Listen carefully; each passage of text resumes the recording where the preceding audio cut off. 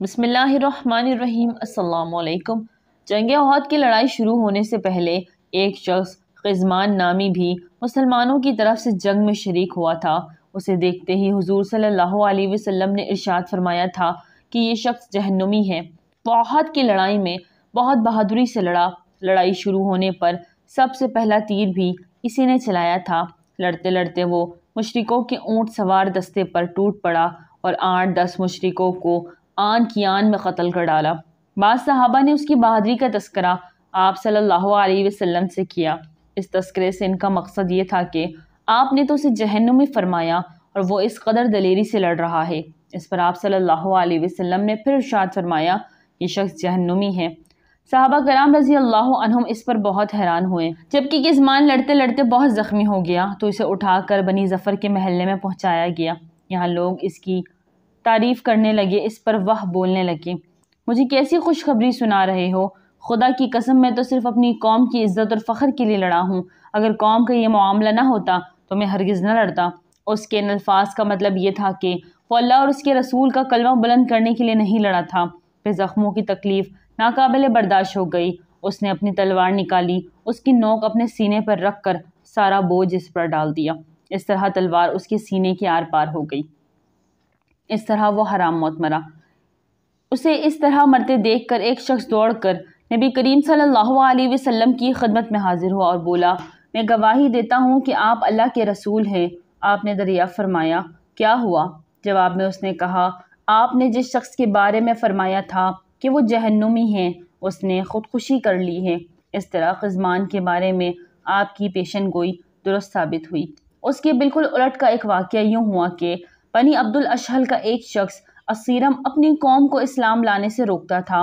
جس روز نبی کریم صلی اللہ علیہ وسلم غزوہ احد کے لیے مدینہ منورہ سے روانہ ہوئے، یہ شخص مدینہ آیا اور اپنی قوم کے لوگوں کے بارے میں معلوم کیا کہ وہ کہاں ہیں۔ بنی عبد الاشہل نبی کریم صلی اللہ علیہ وسلم کے ساتھ غزوہ احد کے لیے روانہ ہو چکے تھے۔ جب اسے یہ بات معلوم ہوئی تو اچانک اس نے اسلام کے لیے رغبت محسوس کی۔ اس نے زرہ پہنی، اپنے ہتھیار ساتھ لیے اور میدان جنگ میں پہنچ گیا۔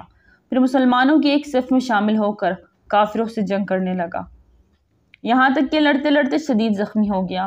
جنگ کے بعد بنی عبد الاشہل کے لوگ اپنے مقتولوں کی تلاش کر رہے تھے کہ اسیرم پر نظر پڑی۔ انہوں نے اسے پہچان لیا۔ اسے میدان جنگ میں زخموں سے چور دیکھ کر اس کے قبیلے کے لوگ بہت حیرت ہوئی۔ انہوں نے پوچھا، تم یہاں کیسے آ گئے؟ قومی جذبہ لے آیا یا اسلام سے رغبت ہو گئی؟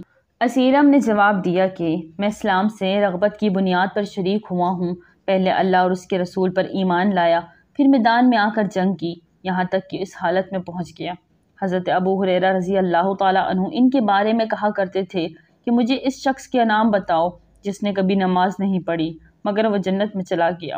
ان کا اشارہ حضرت اسیرم رضی اللہ عنہ کی طرف ہوتا تھا۔ حضرت عمارہ نصیبیہ بنت کعب رضی اللہ عنہا کو اپنے شوہر اور 2 بیٹوں کے ساتھ غزوہ احد میں شرکت کی سعادت حاصل ہوئی۔ اس جنگ میں انہوں نے ایسی جرأت، شجاعت اور پامردی کا مظاہرہ کیا کہ انہیں تاریخ میں خاتون احد کے لقب سے یاد کیا گیا۔ جنگ احد کے ابتدائی مرحلے میں مسلمانوں کا پلہ بھاری تھا۔ اس دوران حضرت عمارہ دوسری مسلمان خواتین کے ساتھ زخمیوں کی خبر گیری کرتی رہی اور مشکیزوں میں پانی بھر بھر کر مسلمان مجاہدین کو پلاتی رہی۔ ایک اتفاقی فیصلے سے جنگ کی صورتحال تبدیل ہو گئی۔ مسلمان مجاہدین انتشار اور بے ترتیبی کا شکار ہو گئے۔ رسول اللہ صلی اللہ علیہ وسلم کے پاس گنتی کے چند افراد ہی رہ گئے۔ حضرت عمارہ نے یہ کیفیت ملاحظہ کیا تو انہوں نے پانی کا مشکیزہ پرے پھینک دیا، تلوار اور ڈھال سنبھال لی، نبی کریم صلی اللہ علیہ وسلم کے قریب پہنچ گئی اور کفار کے سامنے سینہ سپر ہو کر کھڑی ہو گئی۔ کفار کی بھرپور کوشش تھی کہ وہ حضور صلی اللہ علیہ وسلم پر وار کرے اور انہیں حتی المقتول نقصان پہنچائے، یہاں تک کہ آپ شہید ہو جائیں۔ وہ بار بار یورش کر کے زور کی طرف بڑھتے، عمارہ انہیں دوسرے مجاہدین کے ساتھ مل کر روکتی اور پوری قوت سے پرے دھکیل دیتی۔ یہ بڑا کٹھن اور نازک وقت تھا، لیکن یہ بہادر اور شیر دل خاتون استقامت کا پہاڑ بن کر ایک سیلاب بلا کے سامنے ڈٹی ہوئی۔ ایک مشرک نے ان کے سر پر پہنچ کر اپنی تلوار سے بھرپور وار کیا۔ عمارہ نے اسے اپنی ڈھال پر روک لیا اور پھر جواب میں اس کے گھوڑے کے پاؤں پر تلوار کا ایسا اچٹتا ہوا وار کیا کہ گھوڑا اور اس کے سوار دونوں زمین پر آ رہے۔ حضرت سید العالم صلی اللہ علیہ وسلم یہ منظر دیکھ رہے تھے۔ آپ نے عمارہ کے بیٹے عبداللہ کو پکار کر فرمایا، عبداللہ اپنی ماں کی مدد کرو۔ وہ فوراً اس کی طرف لپکے اور تلوار کے ایک ہی وار سے اس مشرک کو واصل جہنم کر دیا۔ عین اسی وقت ایک دوسرا مشرک تیزی سے ادھر آیا اور حضرت عبداللہ کا بایاں بازو زخمی کرتے ہوئے نکل گیا۔ حضرت عمارہ نے فوراً ہی اپنے ہاتھ سے عبداللہ کا زخم باندھ دیا اور فرمایا، بیٹے اٹھو اور جب تک دم میں دم ہے لڑتے رہو۔ حضور صلی اللہ علیہ وسلم نے ان کی جانثاری اور حمیت اسلام کو دیکھ کر فرمایا، ترجمہ، اے عمارہ، جتنی طاقت تجھ میں ہے وہ اور کسی میں کہاں ہوگی۔ اسی اثنا میں وہی مشرک جس نے حضرت عبداللہ کو مجروح کیا پلٹ کر دوبارہ حملہ آور ہوا۔ حضور صلی اللہ علیہ وسلم نے عمارہ سے فرمایا، عمارہ ذرا سنبھلنا، یہ وہی بدبخت ہے جس نے عبداللہ کو زخمی کیا۔ حضرت عمارہ جوش و غضب کا شاہکار بنی ہوئی اس پر جھپٹی اور تلوار کا ایسا بھرپور وار کیا کہ وہ دو ٹکڑے ہو کر نیچے گر پڑا۔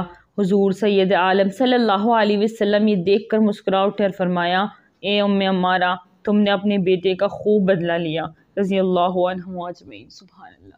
ناظرین، ویڈیو اچھی لگی تو لائک کریں، چینل کو سبسکرائب کریں اور دعا میں یاد رکھیے۔ السلام علیکم۔